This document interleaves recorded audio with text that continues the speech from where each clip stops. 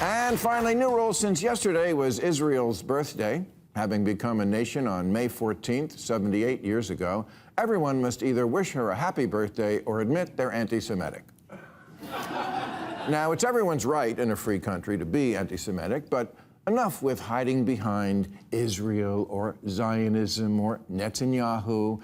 If you think, as so many do now, that when it comes to human rights, Israel is the monster country of all time, you either don't read or you don't care about your own hypocrisy. Because there are so many worse places. But that's where we are these days. No Jews, no news. Ha ha. But China, Russia, the Sudan, Iran, Myanmar, Haiti, the Congo, North Korea, all way worse. And that's how you know it's anti-Semitism. It's the inconsistency. People talk about Jews these days like something out of Stormfront. Except it's not Stormfront. It's an editor from the American Prospect, which is a venerable liberal publication that launched the careers of journalists like Ezra Klein. And yet no one blinks when one of their editors says, Israel is a brainwashed, psychopathic death cult that might need to be nuked to save the human race. Uh-huh. People say the left and the right can't agree on anything these days. Well, there is this one thing they agree on. Right-winger Tucker Carlson has Nick Fuentes and Holocaust deniers on his podcast and wonders along with them who really was the bad guy in World War II. And the New York Times has on their podcast super leftist Hassan Piker, who they call a progressive mind, and who says Zionists should be treated the same as Nazis, which I assume means hung at Nuremberg. That's what progressive is now? I guess so. The kids are sure into it. They went nuts last year at Coachella for Kneecap. That's the name of an Irish rap group, as if Ireland hasn't suffered enough.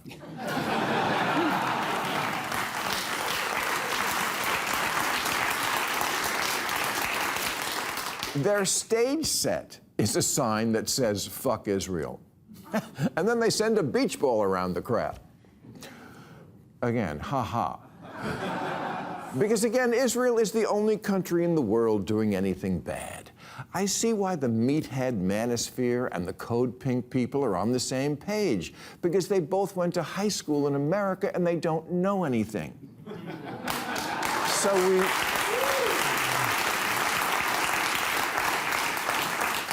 we really could someday soon have the tiki torch Jews will not replace us crowd and the Queers for Palestine people working together to elect the next Hitler.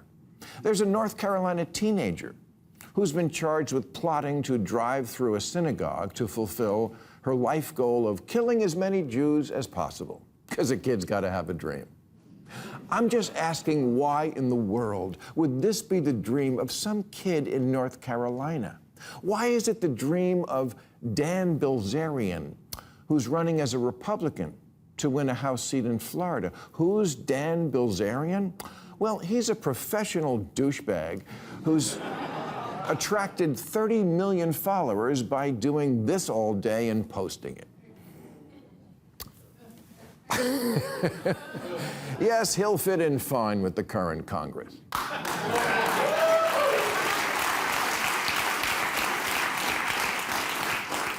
And Dan is fairly typical of the guys in the manosphere when he says, the only real battle in the world today that I see worth fighting is fucking, exterminating Israel.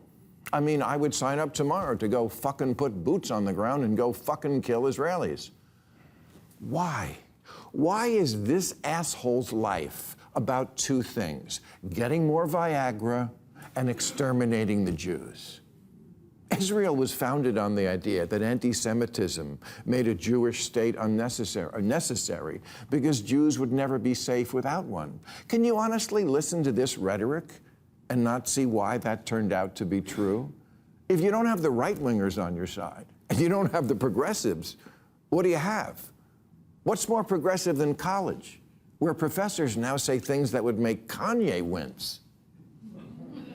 Osman Omgarji calls Zionists bloodthirsty animals. Who's he, the leader of ISIS? No, he's a professor right here in California at UC Irvine.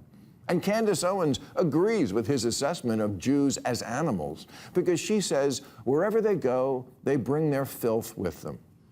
Another professor, Hamid Dabashi, says of Israel's, they have a vulgarity of character that is bone deep and structural to the skeletal vertebrae of its culture. These are the kind of statements Goebbels would have read and said, no notes. I mean, where are the Jewish space lasers when you need them?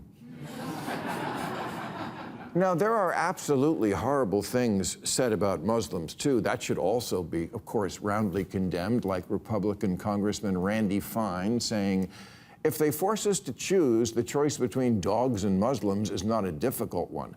That's awful.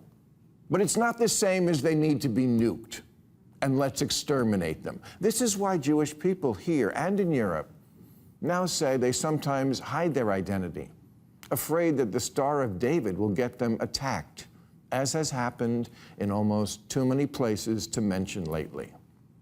Leave your Star of David at home, but the keffiyeh, you can wear that anywhere. You can wear it to Fiddler on the Roof and you'll get applause. Jew hatred isn't just acceptable now, it's cool. Celebrities love it and make it trendy. It's the new Che Guevara t-shirt. The Islamophobia is just as bad argument is simply a false equivalency. Can you name a Jewish professor who talks about Muslims the way they get talked about? No. Anti-Jewish crimes, hate crimes, now outpace anti-Muslim hate crimes 9-1. It's not a contest, and I'm certainly not saying do more of the other. I'm just saying these are the numbers, the facts, the reality. There is a frothing anxiousness for the literal extermination of this one group. And Democrats, where are you? If any other minority group was being talked about this way, you'd break out the kente cloth and have 10 benefit concerts.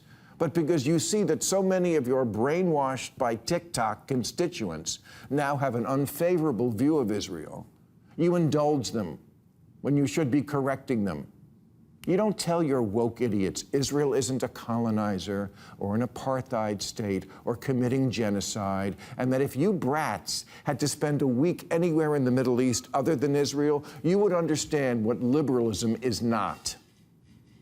All the people likely running for president now on the Democratic side want it known they don't take money from AIPAC, the Israeli lobby, a stance which gives permission to actual anti-Semites to say, see, we're right about Israel. That's a dirty money from a dirty country.